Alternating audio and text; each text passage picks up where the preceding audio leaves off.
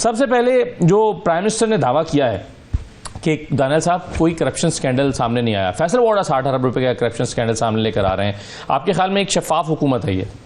جی میرے خیال میں جو ابھی ہمیں فگر ملے ہیں کہ 608 ارب روپے کا مالی خسارہ سامنے آ چکا ہے, اور یہ نہیں کہ یہ پچھلے مہینے ہوا ہے, یہ بتدریج ہر مہینے بڑھتا چلا جا رہا تھا اور یہ معلوم تھا کہ یہ ہونا ہے. لیکن اس کے ہونے کی وجہ جو ہے وہ اس حکومت کا ایف بی آر کی ہینڈلنگ ہے. آپ کو یاد ہوگا ایک موقع ایسا آیا تھا کہ تمام سینئر لوگ نکال دیے تھے ایف بی آر میں سے.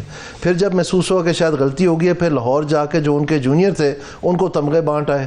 واپس آئی یہ سمجھ کے کہ معاملہ سارا رفع دفع ہو گیا, لیکن وہ فیسٹر کر رہی تھی بات ایف پی آر ایسوسی ایشن میں. پھر انہوں نے کیا کیا کہ ایک اور کھیپ نکال دی, اتنی دیر میں چیئرمین بھی استعفیٰ دے گیا. تو اس طرح سے انہوں نے بالکل مس ہینڈل کیا ایف بی آر کو, نہ سمجھتے ہوئے نہ سوچتے ہوئے. اور جب حساب لگائے ہیں انہوں نے آ کے پوری نئی پالیسی بنا دی, جبکہ پالیسی پہلے طے تھی کیئر ٹیکر گورنمنٹ کے دوران کہ ہم نے کس طرح سے آگے چلنا ہے. اور جو تاجر دوست ایپ ہے, جو ایگریکلچر ٹیکس ہے, جو یہ باقی چیزیں ہیں جس طرح کہ ریل اسٹیٹ پہ ٹیکس ہے, یہ سارا کا سارا اس مس ہینڈلنگ کے نظر وہ خسارہ بڑھتا چلا گیا. اور انہوں نے کیا کیا کہ جب انٹرسٹ ریٹ کم ہوا تو جو بجٹ میں قسط کے لیے انہوں نے پیسے رکھے ہوئے تھے وہ چونکہ بچ گئے تھے, انہوں نے سوچا کہ چلے خیر ہے. اور دوسرا اسٹیٹ بینک کے کچھ پروفٹس آ گئے. اب آپ دیکھیں اس کا مطلب کیا ہے, جب یہ اصولی فیصلہ ہو گیا کہ ہم نے سب کو برابر کا ٹیکس لگانا ہے, اور اسی لیے انہوں نے ایگریکلچر اور ریل اسٹیٹ اور ٹریڈرز کو نشاندہی کی. آپ روز سنتے تھے تاجر دوست ایپ اب اتنے آ گئے, اب تاجر دوست ایپ کے اتنے ہو گئے, اور ڈیجیٹلائزیشن ہوگی فلانے کے بڑی دھوم دھام سے. تو یہ کیا وجہ ہے کہ پچھلے 4-6 مہینے سے بالکل خاموشی ہوگی اس بات پہ؟ کیوں آپ نے نوٹ کیا؟ اس لیے کہ آپ کو تھوڑی سی بچت ہوگی کیونکہ انٹرسٹ ریٹ کم ہو گیا, اور تھوڑی سی بچت ہوگی کیونکہ اسٹیٹ بینک نے پروفٹس دے دیے. لیکن ہوا کیا ہے, وہ جو بچت ہوئی ہے وہ سیدھا ان چہیتے حلقوں کو جنہوں نے برابری کا ٹیکس دینا تھا, جو ریل اسٹیٹ ہے, جو آپ کے ٹریڈرز ہیں, اور جو آپ کی ایگریکلچر ہے, وہ ان کو تھما دیا دوسرے لفظوں میں. کیونکہ جو سیلریڈ کلاس ہے ان سے تو بجٹ سے زیادہ کلیکٹ کر لیے, اور مڈل کلاس کی چمڑی ادھیڑ دی ہے. تو اگر اصولی فیصلہ یہ ہوا تھا, یہ سکینڈل اگر نہیں ہے, میں تو کہہ رہا ہوں یہ سکینڈل ہے, سب سے بڑا سکینڈل یہ ہے. اگر یہ سکینڈل نہ ہوتا, اگر یہ وہ وصولی کرتے اور پھر اگر چھوٹ دیتے تو برابری کی دیتے سب کو, کہ سب نے برابر کا دیا سب کو. ابھی یہ نہیں ہوا. اب یہ سیلریڈ کلاس اور مڈل کلاس کی جس کی پہلے ہی چمڑی اتار دی ہے, اور جو وعدے کیے تھے کہ ہم رائٹ سائزنگ کریں گے, ہم اپنی بیلٹ ٹائٹنگ کریں گے, ہم وہ فروگیلٹی دکھائیں گے, اور ڈار صاحب کی کمیٹی بنا دی کہ جی فورن مشنز کی رائٹ سائزنگ 60 دن میں رپورٹ آئے گی, جی میں خود پرسنلی مانیٹر کروں گا. وہ کدھر گئی رپورٹ؟ وہ تو آئی نہیں. آج تک فائنانس منسٹر صاحب ہمیں ایک پیسے کا نہیں بتا سکے کہ جی جو ایکسیس امپلائمنٹ تھی, جو پوسٹیں فل ہی نہیں ہوئی, وہ ہم نے ختم کر دی ہیں. وہ کس پہ مہربانی کی ہے؟ ان پہ تو خرچہ ہو ہی نہیں رہا تھا, وہ تو ریکروٹمنٹ ہی نہیں ہوئی. سو اب میں کہنا یہ چاہ رہا ہوں کہ انہوں نے 608 ارب روپے کا ایک ٹیکہ لگا دیا ہے سیلریڈ کلاس کو اور مڈل کلاس کو, اور اب آئی ایم ایف کے سامنے جواب دے ہیں. اب ان کو وہ پیسے لینے پڑنے. میں پہلے دن سے آپ کے پروگرام میں کتنی دفعہ کہا ہے کہ منی بجٹ آ رہا ہے, اب وہ دن آ گئے ہیں. تو کیوں انہوں نے ایسا کیا؟ ایک طرف یہ کہتے ہیں ہمارا نعرہ یہ ہے کہ ہم نے اپنی سیاسی ساکھ تباہ کر دی اور پاکستان کی معیشت بچا لی, تو پاکستان کو ہم نے ترجیح دی. اور وقت تو اب تھا, وقت تو اب تھا اپنی سیاسی ٹھیس کھانے کی اور معیشت بچانے کی.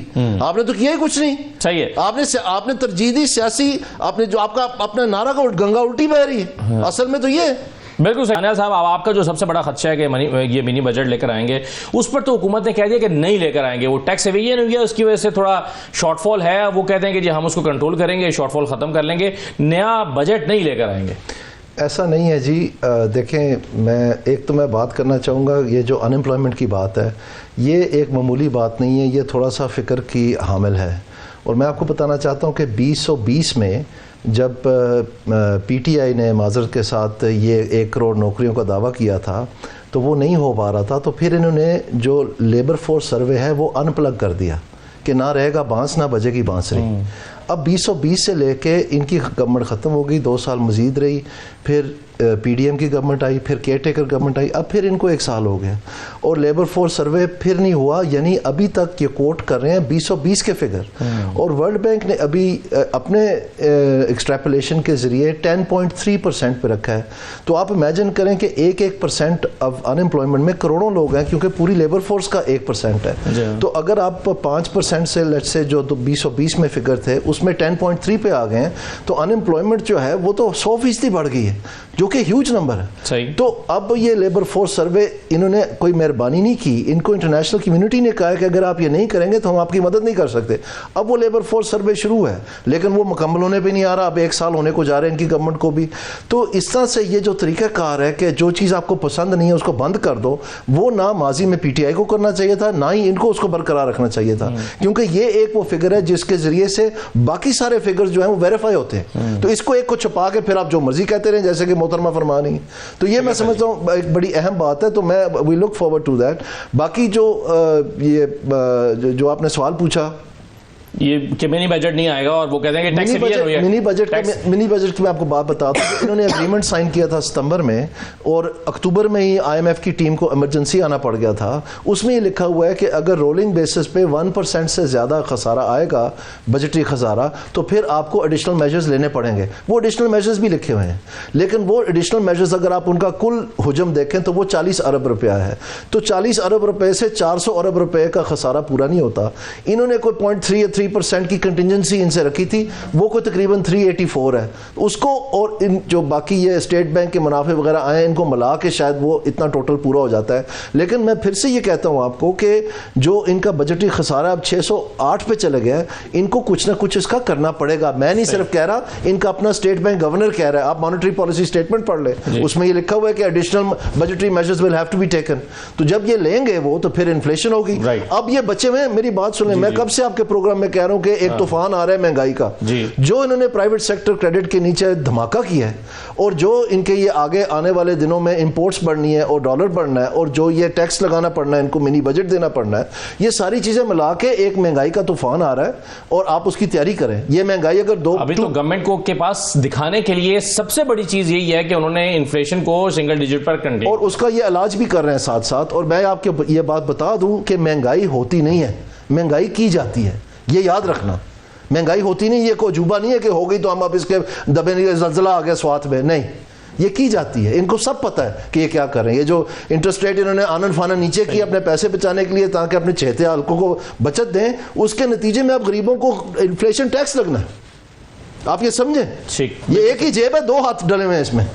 کیا آپ کیسے دیکھ رہے ہیں اپوزیشن کی سیاست کو؟ میرے خیال سے یہ جو ڈالے ہوئے کہ باہر والی احتجاج والی بات ہے, مجھے تو بڑی مزیدار لگی ہے. مزیدار یہ ہے کہ آپ کو پتہ ہے میری پوری لائف لوکل گورنمنٹس کے ساتھ گزری ہے, اور پی ٹی آئی نے بھی کوشش کی وہ نقلیں مارنے کی. اس میں جو ان کے ایک صاحب جو اللہ کو پیارے ہو گئے ہیں, انہوں نے میرے ساتھ کچھ زیادتی بھی کر دی جیو کے ایک پروگرام پہ, جب میں نے کہا کہ یہ نقل اتار رہے ہیں. بہرحال انہوں نے ولیج کاؤنسلیں بنائی. وہ جو 2001 کا لوکل گورنمنٹ ایکٹ تھا, اس میں میں ذمہ دار تھا اس کو اس میں تھمانے کے. تو وہ ان کو بے یار و مددگار چھوڑ دیا. اصل میں یہ کبھی ان میں انحصار تھا ہی نہیں ان کا. تو وہ آج کل آ کے اڈیالہ کے سامنے جو ہے نا احتجاج کرتے ہیں کہ ہمیں ہمارے اختیار لے کے دیں. وہ بھی قانون اور آئین ہی ڈھونڈ رہے ہیں بیچارے.